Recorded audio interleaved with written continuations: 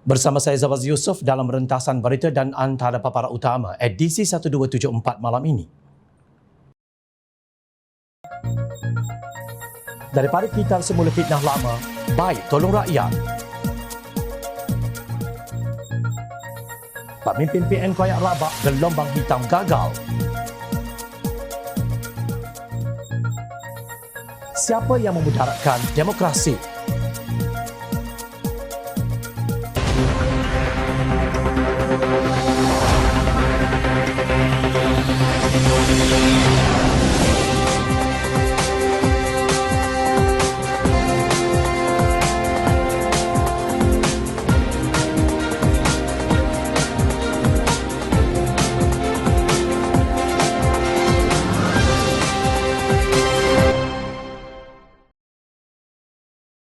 Assalamualaikum dan salam sejahtera.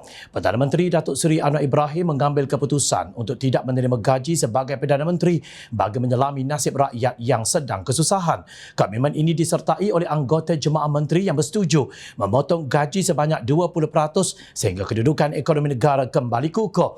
Tindakan itu, kata Anwar, juga sebagai mencontohi teladan daripada Yang di-Pertuan Agong Al-Sultan Abdullah Riayatuddin Al-Mustafa Billah Shah yang enggan menerima gaji semasa negara dilanda COVID-19.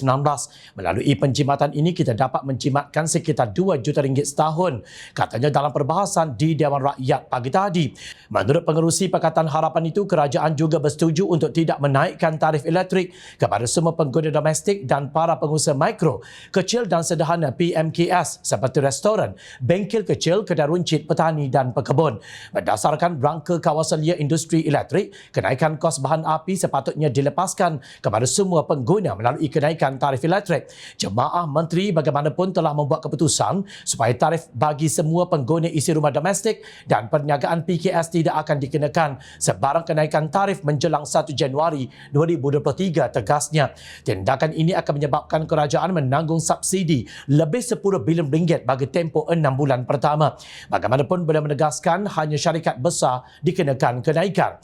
Bagi beberapa bulan mendatang, kerajaan perpaduan akan terus menumpukan kepada usaha mencari penyelesaian terbaik dalam mendepani permasalahan kos sara hidup serta menumpukan kepada pengagihan subsidi yang lebih tersasar, ujarnya.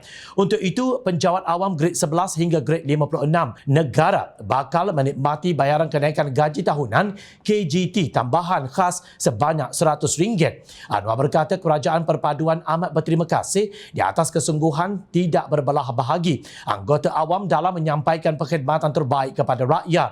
Kerana itu, kerajaan mengumumkan kenaikan tahunan seiring dengan bantuan khas keuangan kepada 1.3 juta penjawat awam dari grade 56 ke bawah yang akan menerima sebanyak RM700.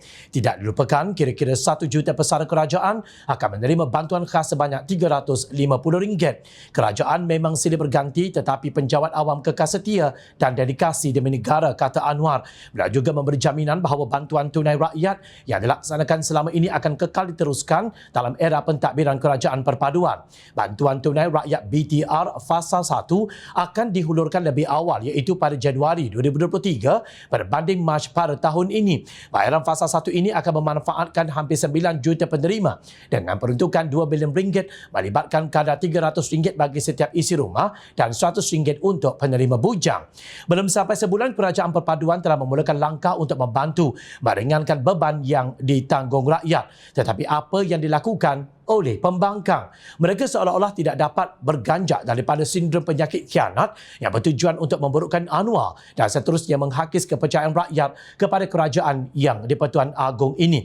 Hari ini, Anwar memfailkan saman fitnah terhadap pengerusi Perikatan Nasional Tan Sri Mahyadin Mat Yassin kerana mendakwa bahawa beliau menerima bayaran RM15 juta sebagai penasihat ekonomi Selangor. Saman fitnah difailkan oleh Peguam Cara SN Nair and Partners di Mahkamah Tinggi Kuala Lumpur bagi pihak Perdana Menteri yang menuntut ganti rugi am, pampasan, teruk dan teladan daripada Mahyadin sebagai defendant. Anwar juga memohon instruksi untuk menghalang Mahyadin daripada terus menyebut, menulis, menerbitkan atau mengedarkan kata-kata fitnah yang disangkal atau kata-kata yang mempunyai kesan sama atau serupa. Menurut Anwar, kenyataan Mahyadin itu antara lain menggambarkan beliau sebagai seorang yang tidak boleh dipercayai dan tidak jujur, seorang pendosa, pembohong, tamak dan munafik. Untuk rekod, Juwairia Zulkifli, Setiausaha Politik kepada Menteri Besar Selangor, Datuk Seri Aminuddin Syahri, menjelaskan Anwar hanya dibayar nilai token simbolik RM100 setahun untuk perkhidmatannya.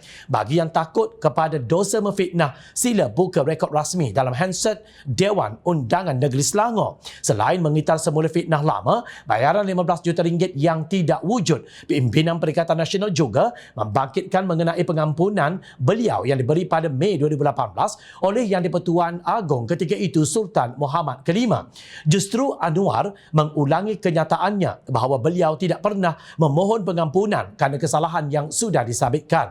Sebaliknya, Sultan Muhammad Kelima berkenan mengambil inisiatif dan menelefon beliau untuk memberikan pengampunan penuh tanpa syarat kerana baginda mengikuti perkembangan perbicaraan kesnya. Saya harap Yang Berhormat khususnya dari Kelantan boleh mohon menghadap Sultan Muhammad Kelima. Saya tidak mohon pengampunan kerana dihukum. Pengampunan diberi atas pelanggaran prinsip keadilan. Kita bantah penghakiman yang melanggar prinsip hukum, mengada-adakan termasuk dalam kes pertama, membuat pertuduhan peristiwa berlaku di bangunan yang belum ada dan memaksa orang lain menjadi saksi atau mengambil siasatan sebelum pun laporan polis dibuat. Saya nak jelaskan di sini, saya sebut ini fakta. Menelpon saya menyatakan, Anwar, saya akan berikan pengampunan penuh kerana saya ikuti perkembangan trial saudara, clear travesty of justice. Saya quote ini, phrase yang digunakan oleh Yang di-Pertuan Agong ialah travesty of justice.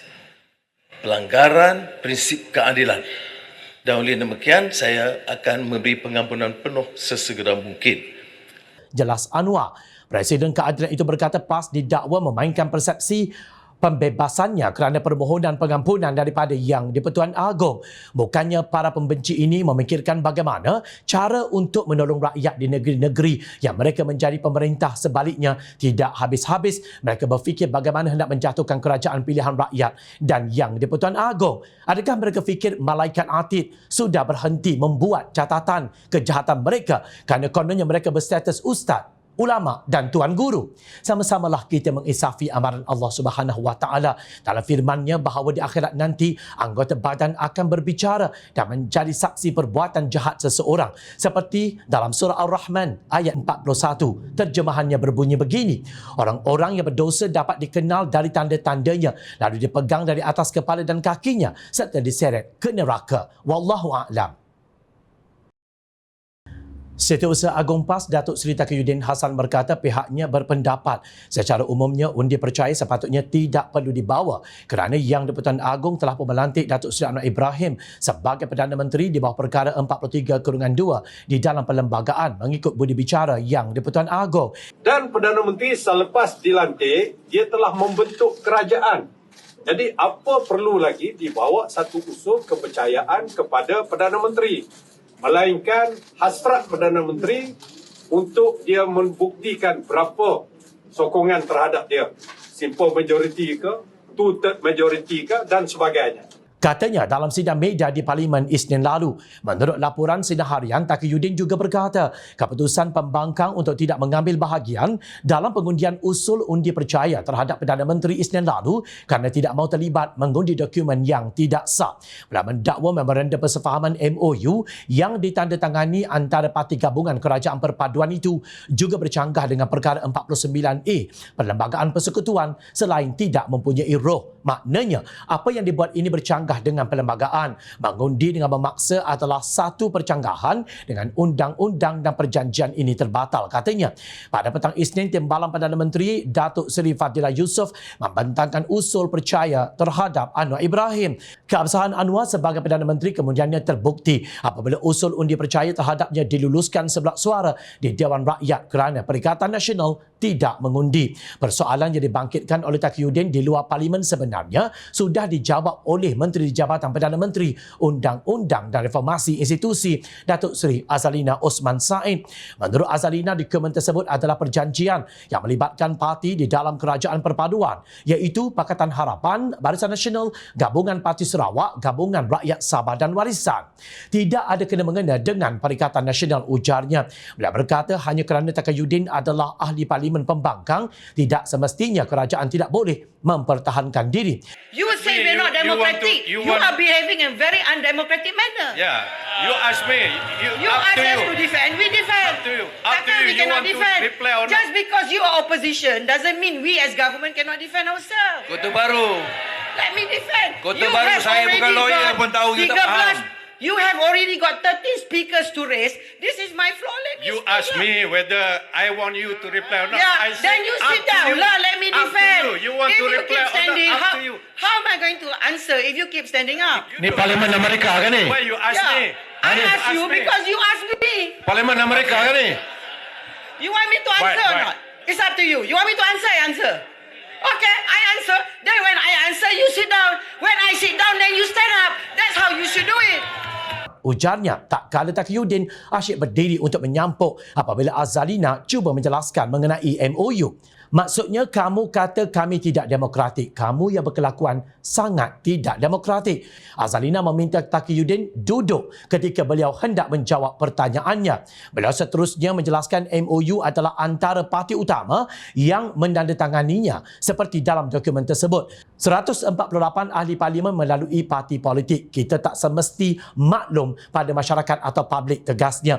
Beliau menjelaskan bahawa dalam sains politik, kerajaan gabungan mempunyai hak untuk bergerak dalam mana-mana cara. Cara kami membentuk hubungan antara kami adalah hak mutlak kami, ujarnya. Mengenai isu tidak demokratik, Azalina menjelaskan tentang wujudnya mekanisme khas majlis perundingan dan timbang tara yang dapat meleraikan sebarang kekusutan yang mungkin berlaku. Hakikatnya, segala usaha Perikatan Nasional untuk menggagalkan Anwar diangkat sebagai Perdana Menteri ke-10 gagal. Gelombang hitam gagal. TikTok hasutan juga gagal. Yang di-Pertuan Agong Al-Sultan Abdullah Rayatuddin Al-Mustafa Billah Shah dan Majlis Raja-Raja Melayu menyokong Anwar Ibrahim. Maka pimpinan Perikatan Nasional kini bukan hanya koyak, tetapi akibat kelakuan mereka sendiri, rakyat melihat mereka sudah koyak rabak. Mereka enggan mengundi belah bahagi kerana langkah itu hanya akan membuktikan bahawa mereka sebenarnya hanya ada 74 ahli parlimen, bukan 115 seperti yang didakwa oleh pengerusi Perikatan Nasional Tan Sri Mahyadin Mak Yassin ketika menghadap Yang di-Pertuan Agong. Sepatutnya rakyat membuat laporan polis di atas tindakan Presiden Bersatu itu yang cuba mencuri 10 ahli parlimen UMNO BN untuk melanggar Akta Anti Lompat. Biar polis siasat sama ada wujud ghanimah yang disediakan untuk ahli parlimen UMNO BN tersebut sehingga mendorong mereka menandatangani akuan bersumpah menyokong Mahyadin sebagai Perdana Menteri. Sedangkan Pakatan Harapan mendapat kerusi parlimen terbanyak iaitu 82 kerusi berbanding Perikatan Nasional yang hanya memperolehi 74. Sampai dunia kiamat, angka 82 tetap lebih besar berbanding 74. Ketua Penerangan Angkatan Muda Keadilan AMK Malaysia Haziq Asfar Ishak menyifatkan tindakan Pemuda Perikatan Nasional PN memfailkan laporan polis terkait dakwaan pakatan jahat perjanjian persefahaman kerjasama yang dimeterai pemimpin parti kerajaan sebagai cakap tidak serupa bikin. Sedangkan penubuhan kerajaan perpaduan adalah titah Yang di-Pertuan Agong Al-Sultan Abdullah Rayatuddin Al-Mustafa Billah Shah kepada pengerusi Pakatan Harapan Datuk Seri Anwar Ibrahim, pengerusi Barisan Nasional Datuk Seri Ahmad Zahid Hamidi dan ketua parti-parti politik di negara ini. Cubaan Pemuda Perikatan Nasional untuk terus mengelirukan rakyat cukup menghampakan tak kala pembentukan kerajaan perpaduan adalah merupakan titah Seri Paduka Baginda Yang di-Pertuan Agong sebagai solusi untuk keluar daripada kebuntuan pembentukan kerajaan akibat parlimen tergantung. Sudah pasti hikmah dan kebijaksanaan Seri Paduka Baginda Yang di-Pertuan Agong terhadap titah nasihat pembentukan kerajaan perpaduan juga bersandarkan kepada salah satu konvensyen yang diamalkan oleh negara yang mengamalkan sistem Westminster tak kala parlimen tergantung pasca pilihan raya, kata Haziq dalam satu kenyataan. Terdahulu Pemuda Perikatan Nasional membuat laporan polis berkenaan pakatan antara pemimpin parti-parti pemerintah berkaitan perjanjian persefahaman kerjasama MOU yang didakwanya salah daripada segi undang-undang dan memudaratkan demokrasi. Kata Ketua Pemudanya Ahmad Fadli Syari, perjanjian antara Pakatan Harapan, Barisan Nasional, Gabungan Parti Sarawak, Gabungan Rakyat Sabah dan Warisan itu memudaratkan kerana ia memerlukan ahli parlimen daripada parti terbabit wajib mengundi mengikut ketetapan oleh parti masing-masing supaya menyokong Perdana Menteri. MOU itu merupakan satu pakatan menceroboh hak dan kebebasan ahli parlimen untuk mengundi secara adil dan bebas di parlimen yang merupakan satu aktiviti memudaratkan demokrasi parlimen di bawah Seksyen 124B Akta 574 dan percubaan aktiviti memudaratkan demokrasi parlimen di bawah Seksyen 124C Akta 574. Ia juga merupakan kesalahan terhadap Undang-Undang Malaysia di bawah Seksyen 225B Akta 574 dengan membuat satu perjanjian yang kesan dan objektifnya adalah haram dan tidak sah serta melanggar Seksyen 24 dan 25 Akta Kontrak 1950 yang merosakkan dan memudaratkan demokrasi berparlimen serta bercanggah dengan polisi awam dan tidak dibenarkan di sisi undang-undang katanya, seperti lapor utusan TV. Ahmad Fadli meminta pihak polis menyiasat mengenai laporan tersebut dan jika terbukti ada pihak sama ada mereka yang merancang atau mendandatangani perjanjian berkenaan melanggar undang-undang negara perlu diseret ke muka pengadilan. Ahli-ahli parlimen pula diseru tidak harus membiarkan maruah diri mereka digadai oleh pemimpin parti masing-masing kerana keadaan ini seperti perdagangan manusia kerana maruah mereka telah digadaikan dengan harga yang sangat murah katanya. Bagaimanapun menurut Haziq adalah turut menjadi convention bagi koalisi dan parti yang pelbagai yang membentuk kerajaan untuk memeterai set perjanjian bagi mengikat komitmen dan mencari persamaan bagi mengukuhkan kestabilan dan memperkemas hala tuju kerajaan. Kata Haziq lagi, pemeteraian set perjanjian seperti Confidence and Supply Agreement CSA yang mengikat komitmen undian setiap anggota yang bernaung di bawah satu koalisi atau parti politik adalah amalan biasa yang tak pernah dipertikai sebelum ini. Lebih ironinya, di manakah kebingitan pemuda Perikatan Nasional ketika Pakatan Harapan menandatangani memorandum persefahaman MOU bersama Kerajaan Persekutuan pimpinan Datuk Seri Ismail Sabri Yaakob, tak kala Puak Perikatan Nasional turut menerima laba politik hasil termeterainya persefahaman ini. Halaluna wa haramukum yang bermaksud halal bagi kami dan haram bagi kamu. Inilah wajah sebenar cakap tidak serupa bikin oleh pemuda Perikatan Nasional Sindir Haziq. Mengulas mengenai dakwaan pemuda Perikatan Nasional itu, Ahli Jawatan Kuasa Pimpinan Amanah Nasional Muhammad Faiz Fazil berkata peruntukan bahawa setiap parti komponen kerajaan perpaduan menyokong usul undi percaya terhadap Perdana Menteri dapat menghalang perbuatan ahli parlimen mengundi berlawanan dengan keputusan parti. Sekaligus ia demi mempertahankan semangat undang-undang anti lompat parti. Jika perbuatan mengundi mengikut kehendak sendiri ahli parlimen ini dibenarkan, ia sama sekali melanggar undang-undang anti lompat parti. Memandangkan undang-undang anti lompat parti ini terkandung di dalam perkara 49A Perlembagaan Persekutuan, maka undang-undang ini adalah sah dan berperlembagaan. Maka MOU ini tidak bertentangan dengan amalan demokrasi berparlimen dan oleh itu Seksyen 124B dan 124C Kanun Jenayah tidak terpakai. Jelasnya, menurut Faiz, MOU tersebut dibuat dengan persetujuan dan tanpa paksa. Maka dakwaan pemuda Perikatan Nasional yang mengatakan MOU ini dibuat bagi memaksa ahli parlimen mengundi menyokong usul undi percaya ini adalah tidak berasas kerana MOU ini dibuat selaras dengan semangat undang-undang dan anti lompat parti.